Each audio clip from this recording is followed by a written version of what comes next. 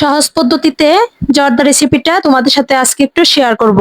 Hello everyone, আসসালামু আলাইকুম। সবাই কেমন আছেন? অনেকদিন ধরেই আমার হাজবেন্ড আমার হাতের জর্দা রান্না খেতে চাচ্ছিল, কিন্তু আমি বিশেষ ব্যস্ততার কারণে তাকে রান্না করে দিতে পারিনি। তাই চিন্তা করলাম আজকে রান্না করে দেওয়া যায়। চলো রেসিপিটা তোমাদের সাথে একটু শেয়ার করা যাক। আমি প্রথমে একটা পাত্রে পানি ফোটার জন্য দিয়েছি।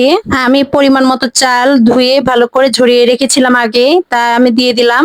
চালটাকে আমার প্রায় 80% সিদ্ধ করে নিতে হবে। এই যে দেখো, আমি চালটাকে প্রায় 80% সিদ্ধ করে নিয়েছি। এখন চালটাকে আমি ফ্যানের নিচে শুকাতে দিয়ে দিব একটু ঠান্ডা হওয়ার জন্য। জর্দা রান্নার জন্য কি কি উপকরণ নিয়েছি চলো তোমাদেরকে একটু দেখিয়ে দেওয়া যাক। আমি এখানে মুরব্বা নিয়েছি, আর জর্দা রং নিয়েছি, সাথে কিশমিশ আর কাজু বাদাম, আর সাথে নিয়েছি একটা কমলা। কমলাটাকে আমি ভালো করে ছিলে তার রসটাকে আলাদা করে নিব।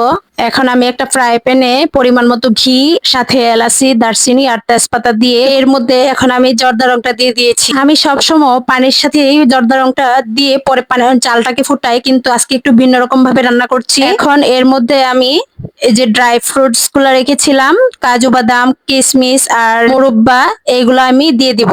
দিয়ে ভালো করে নেড়ে চেড়ে এর মধ্যে কমলার রসগুলা দিয়ে দিব। কমলার রসটা দিয়েছি আমি একটু ফ্লেভার আসার জন্য। এখন আমি চিনি আর গুঁড়া দুধ অ্যাড করে ভালো করে নেড়ে চেড়ে নামিয়ে নিব। এই যে দেখো, আমার জর্দা প্রায় কমপ্লিট হয়ে গেছে। এই ছিল আমার আজকের ব্লগ। আল্লাহ হাফেজ।